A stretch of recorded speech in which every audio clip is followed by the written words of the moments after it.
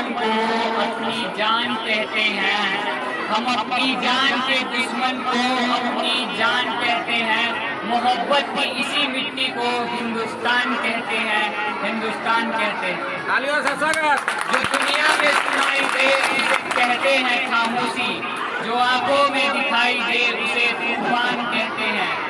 जो ये दीवार का सुराग है साहब, जो ये दीवार का सुराग है, चाइना अमेरिका पाकिस्तान साजिशों का हिस्सा है, मगर हम इसे अपने घर का रोशनदान कहते हैं, रोशनदान कहते हैं। परम सम्मानीय निर्णायक मंडल के सदस्य एवं सभा में उपस्थित सभी अभिभावकों को मेरा नमस्कार।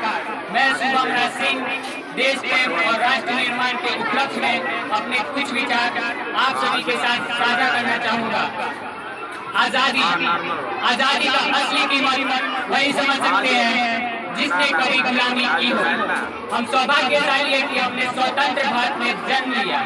यूं तो आजादी की लौ 1857 में ही चल चुकी थी, जो मसाल बनकर 1947 में हमें आजाद कराई। प्राचीन, मध्यकालीन और वर्तमान भारत के उदाहरणों से मैं स्पष्ट करना चाहूंगा कि जब हम फिरंगियों के चंगुल में फंस गए थे तो रंगते बसंती चोला की एक आवाज पर टोले के टोले मनाते थे और उनके वंदे मातरम के नारों से खून में आने वाला 5-5 डिग्री का उबाल अंग्रेजी शासकों की जड़ों में तूफान ला देता था।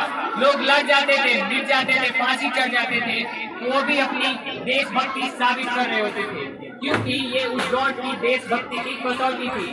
62, 61 और 65 के युद्धों में अपना सुहाग गवा देने का जब घर के हालात ये हो जाया करते थे कि प्यार भी सम्मान का सिंदूर गया, नन्ही नोटी हालों की लंगोटियां चली गई, छोटी छोटी बेटियों की चोटियां चली गई, बाप की कमाई गई, भाई की पढ़ाई गई। ऐसा एक विस्फोट हुआ, पता ही नहीं चला, पूरी जिस्म की कई बोटियां चली गई। और आपके लिए तो एक आदमी मरा है साहब, किंतु मेरे घर की तो रोटियां चली गई, मेरे घर की तो रोटियां चली गई। वाले हालात पैदा हो जाने के बावजूद भी एक माँ अपने बेटे को सरहद पर दुश्मनों की धज्जियां उड़ा देने के लिए भेज दिया करती थी और उसे पत्र लिखा करती थी कि अम्मा ने पत्र लिखा है बड़े ही चाव से, पुत्र मेरे ना घबराना, 1 इंच भी पीछे ना हटना, चाहे इंच इंच कट जाना, चाहे इंच इंच कट जाना। ऐसे करके पूरा परिवार देशभक्ति साबित कर रहा होता था। तब देश बलिदान मांगता था, तब देश लड़ जाने को, मिट जाने को, फांसी को चढ़ जाने को कहता था, किंतु आज देश लड़ जाने को नहीं कहता, आज देश मर जाने को, मिट जाने को, फांसी चढ़ जाने को नहीं कहता, बल्कि मेरे विचारों से सच्चा देशभक्त वही है जो अपने काम को पूरी ईमानदारी और पूरी मेहनत से करे। मैं नहीं मानता कि फेसबुक और व्हाट्सएप के डीपीओ को 3 रंग में रंग देना ही सच्ची देशभक्ति है, और आप कहेंगे कि साल में 2 बार हाथ में तिरंगा ले लेना ही सच्ची देशभक्ति है, तो मैं पूछना चाहूंगा, फुटपाथ पे रहने वाला वो बच्चा ट्रैफिक की छाव में नंगे पांव जब तिरंगा बेच रहा होता है तो क्या आप इसकी देशभक्ति कहेंगे? ये उसकी देशभक्ति नहीं, बल्कि उसकी पेट की भूख की शक्ति है जो उसे ऐसा करने पे मजबूर करती है। क्योंकि ना मस्जिद को जानते हैं, ना शिवालों को जानते हैं, ना मस्जिद को जानते हैं, ना शिवालों को जानते हैं। जो पेट के भूखे होते हैं ना, वो सिर्फ भोजन के निवालों को जानते हैं, वो सिर्फ भोजन के निवालों को जानते हैं।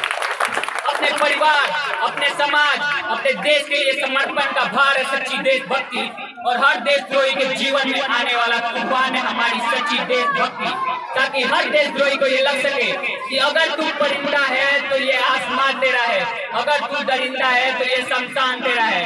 भाईचारे से रहना है तो रहे इस जमीन पर, वरना ये कब्र भी तेरी है और ये कब्रिस्तान भी तेरा है, और ये कब्रिस्तान भी तेरा है। लेकिन एक देशद्रोही से ज्यादा देशभक्ति तब बहाल होती है जब एक बेटा अपने बूढ़े माँ बाप को वृद्धाश्रम की चौखट पे छोड़ आता है। करा उठती है वो देशभक्ति जब मुसीबत में फंसे लोगों की जान बचाने से ज्यादा हम सेल्फी लेकर अपने लाइफ बढ़ाने में लगे रहते हैं। आज के दौर के वे युवा जिनके कंधों पे जिम्मेदारी थी अपनी देश की आशाओं को बांधे रखने की, आज के वही युवा 4x4 इंच की छोटी सी स्क्रीन पर अपनी कोमल उंगलियों के घर्षण मात्रा से ही अपनी भावनाओं की इमोजी भेज रहे हैं। 4 बोतल वोडका, काम मेरा रोजगार, भारत का भविष्य खराब कर रखा है इन्होंने। हम ना एक ऐसे समाज में जीते हैं जहाँ लड़कों से बात करता देख जो भाई रखाते हैं, लड़कों से बात करता देख जो भाई हटाते हैं, वही भाई अपनी गर्लफ्रेंड के किस्से घर में हंस के सुनाते हैं। मैं बता दूं, महिला सुरक्षा के मामलों में हम आज भी चौथे नंबर पे आते हैं। हम न एक ऐसे समाज में जीते हैं जहाँ पत्थर की मूरत को लगते हैं 56 भोग और भूखे तड़पते नंगे सो जाते हैं लोग, भूखे तड़पते नंगे सो जाते हैं लोग। मजदूर को मजदूर समझिए, मजबूर नहीं। गरीब को काम दीजिए, दान नहीं। अगर दान देने के इच्छुक है तो जीते जी रक्त दान दीजिए और मरने के बाद अंग दान देकर किसी मरते हुए को जीवन दान दीजिए। यही है सच्ची देशभक्ति और यही है सच्चा राष्ट्र प्रेम। क्योंकि ना सरकार मेरी है ना रब मेरा है, ना सरकार मेरी है ना रब मेरा है और ना ही ये बड़ा सा नाम मेरा है। बस इतनी सी बात का गुरूर है मुझे कि मैं भारत का हूँ और ये भारत मेरा है और ये भारत मेरा है। पर मुझे एक बीमारी अपने समाज में नजर आती है। कहा जाता है कि हम दुनिया के सबसे बड़े लोकतांत्रिक देशों में से एक है, जहां हिंदू पैदा होते हैं, मुस्लिम, सिख और ईसाई भी पैदा होते हैं, लेकिन दुर्भाग्य से अब इंसान पैदा नहीं होते। और मेरे विचारों से ना हिंदू की जरूरत है ना मुसलमान की जरूरत है, ना हिंदू की जरूरत है ना मुसलमान की जरूरत है। राष्ट्र निर्माण के लिए केवल अच्छे इंसान की जरूरत है, केवल अच्छे इंसान की जरूरत है। इसी के साथ मैं अपने वाणी को विराम देना चाहूंगा। वंदे वंदे वंदे।